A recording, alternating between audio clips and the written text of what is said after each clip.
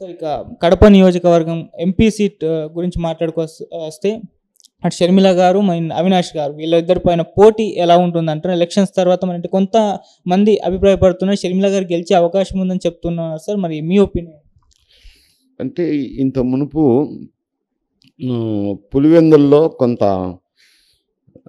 ఎందుకంటే సతీష్ రెడ్డి గారు కూడా వేంపల్లిలో ఉన్న నాయకులు కూడా చేరడం జరిగింది. అంత బలంగా తెలుగుదేశం పార్టీ ఏజెంట్ను కూర్చోబెట్టుకోగలుగుతారు అని నేను అనుకోలేదు. అదేంటి తెలుగుదేశం పార్టీనా అక్కడ షర్మిలమ్మ గారా సునీత ఇద్దరు కలిసి తిరిగినారు, ఓటర్లందరికీ కలవటం జరిగింది. సింపతి ఫ్యాక్టర్ అయితే ఉంది. ఆ ప్రభావం వలన ఏమో అన్ని చోట్ల ఏజెంట్లు అయితే ఉండినారు. నిన్న ప్రీ ఓటింగే జరిగింది, ఎక్కడ కూడా స్టాంపింగ్ జరిగే అవకాశం కనపడలేదు. ప్రీ ఓటింగ్ జరగడం వల్ల అయితేనేమి ప్రీ ఓటింగ్ జరిగినప్పుడు అప్పుడు మెజారిటీ తగ్గుతుంది పులివెందులో. ఇంతకుముందు నేను 50 నుంచి 100 వరకు మెజారిటీ వస్తుందని చెప్పాను మీకే, కానీ ఆ పరిస్థితి ఉండేటట్టు కనపడ్డంలే. మరి ఒకవేళ ఈమె రాజశేఖర్ కూతురే కాబట్టి మెజారిటీ వచ్చినా ఆశ్చర్యపోవాల్సిన అవసరం లేదు పులివెందులో. ఎందుకంటే ఒక ఓటు జగన్మోహన్ రెడ్డికి వేయచ్చు, ఒక ఓటు షర్మిలమ్మకి వేసినారనుకోండి, అంత క్రాస్ ఓటింగ్ చేస్తారా అని మీరు అనొచ్చు. ఇప్పుడు ప్రజలైతే వాళ్ళ ఇష్టానుసారంగానే వేస్తున్నారు. డబ్బులు ఇస్తే తీసుకుంటారు, మనం వెళ్తే మాట్లాడతారు. గ్రామ నాయకులు చెప్పినా వినే పరిస్థితి లేదు. ఎవరి కొద్దీ వాళ్ళు నిర్ణయాలు తీసుకుంటున్నారు, ఏ ఓటరు ఆ ఓటరు. మరి ఆ విధంగా వేసినప్పుడు అక్కడ మెజారిటీ తగ్గే అవకాశం ఉంది. రెండోది, ఇతర చోట్ల ఆమె అభ్యర్థులు నిలిపారు, పార్లమెంట్లో నిలిపారు. వాళ్ళు కొంచెం స్థాయి పెద్దవారు కాదు, చిన్న స్థాయి నాయకులను నిలిపారు. నిలిపిన తెలుగుదేశం ఓట్లు వేసిన వాళ్ళు మళ్ళీ షర్మిలమ్మ గారికి వేయాల. వేయగలరా, అంత క్రాస్ ఓటింగ్ చేయగలరా అని అంటే ఇప్పుడు ఓటర్లు వాళ్ళకు విజ్ఞానం పెరిగింది, సున్నిర్ణయాలు తీసుకునే శక్తి వచ్చింది. నాయకులు చెప్తే వినే పరిస్థితి లేదు. స్వతంత్రంగా వాళ్ళ కొద్దీ వాళ్ళ ఇష్టానుసారంగా వేసుకుంటున్నారు. కాబట్టి ఒక ఓటు తెలుగుదేశం కేసి, ఒక ఓటు షర్మిలమ్మ గారికి వేసి ఉండొచ్చు కాంగ్రెస్కు. వైఎస్ఆర్సీపీలో ఉన్న వాళ్ళు కూడా ఒక ఓటు అక్కడ వైఎస్ఆర్సీపీ అభ్యర్థికి వేసి, ఒక ఓటు షర్మిలమ్మకి వేసి ఉండొచ్చు. అటువంటి క్రాస్ ఓటింగ్ జరిగితే మీరు అనుకునే ఫలితం ఆ విధంగా ఉండొచ్చు. మరి ఇప్పటికైతే వస్తున్న అంచనాలు బట్టి గతంలో కాంగ్రెస్ పరిస్థితి ఎన్నికలు ప్రారంభమైనప్పుడు ఏమంత ఉత్సాహకరంగా లేదు. ఇప్పుడు ఎన్నిక అయిపోయిన నాటికి, పోలింగ్ అయిపోయిన నాటికి ఆమె కూడా బలమైన ప్రత్యర్థిగా కూర్చున్నది. ఫలితం ఎట్లుంటుంది అని అంటే ఎన్నికల తర్వాతనే చెప్పగలం. ఇప్పుడు కాంగ్రెస్ పార్టీ అంటే ఈ ఎలక్షన్స్లో చూసుకుంటే బలమైన ప్రత్యర్థిగా అయితే లేదు. మరి వచ్చే ఎలక్షన్స్ నాటికి షర్మిల గారి నాయకత్వంలో కాంగ్రెస్ పార్టీ బలంగా మారుతుందంటారా? అది కూడా కాంపిటీషన్లో నిలుస్తుందంటారా ఈ వైసీపీ టీడీపీ మధ్య పోటీ? అంటే ఇప్పుడైతే ప్రస్తుతం అయితే టీడీపీ వైసీపీ మధ్య, అంటే టీడీపీ కూటమి, జనసేన కానీ అందులో బీజేపీ కూడా ఉండాలనుకోండి, టీడీపీ ఆ కూటమి ఉంది. తుదకు ఎన్డీఏ కిందకే చేర్చేసినారు. ఆ కూటమి తర్వాత ఇటు సైడ్ ఏమో వైఎస్ఆర్సీపీ ఒకటే పార్టీ ఈ కూటమిలో. రేపొద్దున మరి రిజల్ట్ వచ్చింది అనుకోండి, ఇది యాక్చువల్గా ఇదే వస్తుందని నేను చెప్పడంలో ఇఫ్ అండ్ బట్ చెప్తాను. ఒకటి, తెలుగుదేశం పార్టీ అధికారంలోకి వచ్చింది అనుకోండి ఈ ఎన్నికల్లో, వైఎస్ఆర్సీపీని నిలుపుకోవడం ఇబ్బందికర పరిస్థితి అది. రెండోది, షర్మిల గారు కూడా ఇప్పుడు ఈ 2 మాసాలుగా ఎంతో ఉత్సాహంగా తిరుగుతున్నారు. అదే ఉత్సాహంతో కంటిన్యూ చేసింది అనుకోండి, కొంచెం ఇబ్బందికర పరిస్థితి. ఎందుకంటే వైఎస్ఆర్సీపీకి ఉన్న ఓట్ బ్యాంక్ అంతా కాంగ్రెస్ ఓట్ బ్యాంకే. ఆ ఓట్ బ్యాంక్ కాంగ్రెస్ షిఫ్ట్ అయ్యి బాగా తిరిగి బలంగా ఢీకొంటే బలపడే అవకాశం ఉంది.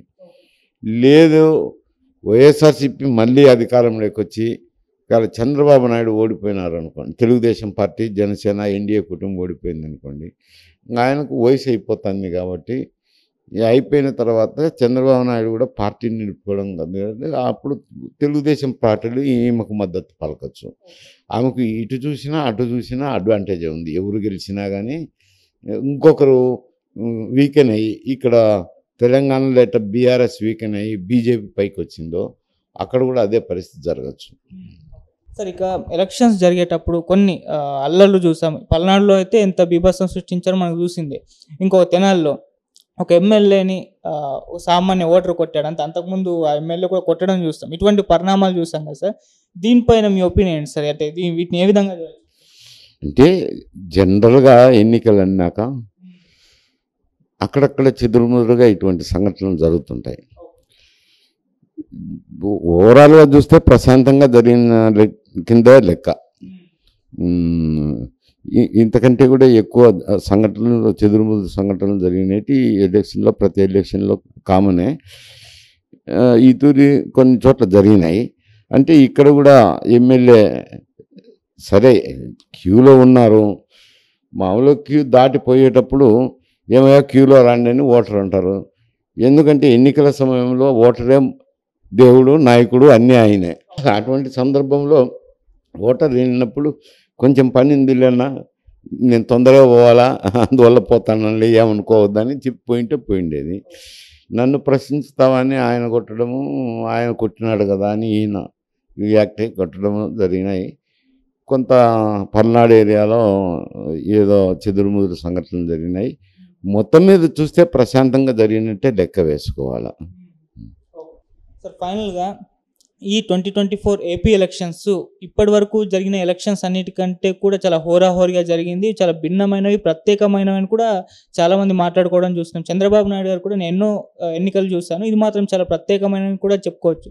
అయితే ఎందుకు ఇంత భిన్నంగా మారాయి ఈ ఎలక్షన్స్? మీ ఒపీనియన్ అంటే, మీరు కూడా చాలా ఎలక్షన్స్ చూస్తారు కదా, ఇవి చాలా ప్రత్యేకమైనవి అంటారు? అంటే ఇప్పుడు జగన్మోహన్ రెడ్డి ఒక సైడ్ అయినారు, మిగతా జనసేన,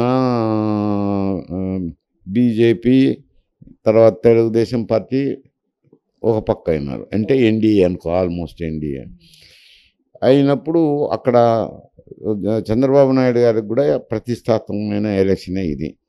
ఎందుకంటే ఆయన వయసు రీత్యా చూసిన 5 సంవత్సరాల అధికారంలో లేకుండా పోవడం అయితేనేమి, అవన్నీ ఆయనకు ప్లస్ పాయింట్స్.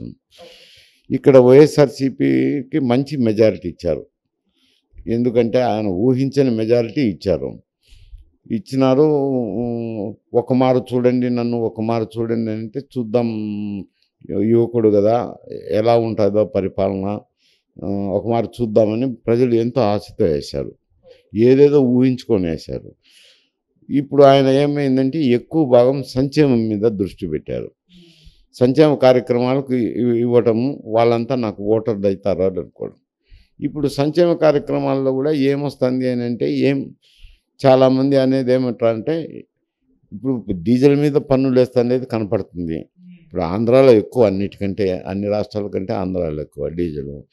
మద్యం కూడా ధరలు ఎక్కువ, అవి నాసిరకం సరుకు, ఇటువంటివన్నీ సామాన్య ప్రజలకు తెలిసిపోతున్నాయి. మా డబ్బే కదా మాకు ఇస్తాండేది, ఆయన ప్యాకెట్ మనీ ఏమి ఇవ్వలేదు కదా అని ఆ సంక్షేమ పథకాల మీద ఎవరు వచ్చినా ఇస్తారు. ఏ పార్టీ వచ్చినా ఇటువంటి ఇంకొక పేర్లతోనో ఇంకొక రకంగానో అయ్యే సంక్షేమ పథకాలు ఎవరు వచ్చినా ఇస్తారు. అభివృద్ధి అనేది కుంటుపడింది. దానివల్ల కొంత బలహీనపడడం జరిగింది. ఇద్దరికి కూడా మళ్ళీ అధికారంకు రావాలనే తపన జగన్కు ఉంది. ఏదో ఒక విధంగా ఒక మారైనా సీఎం పీఠం అధిష్ఠించాలని తెలుగుదేశంకు. ఇద్దరు బాగా పోటాపోటీగానే డబ్బులు కూడా ఖర్చు పెట్టడం జరిగింది, తిరగడం జరిగింది. అందువల్ల ప్రజలు కూడా ప్రతిష్టాత్మకంగా తీసుకొని ఎంతో ఉత్సాహంగా పోయి పోలింగ్ శాతం బట్టి తెలుస్తుంది కదా, వారి ఉత్సాహం తెలుస్తుంది. అందుకనే ఇవి ప్రతిష్టాత్మకంగా తయారైనాయి అంటారు.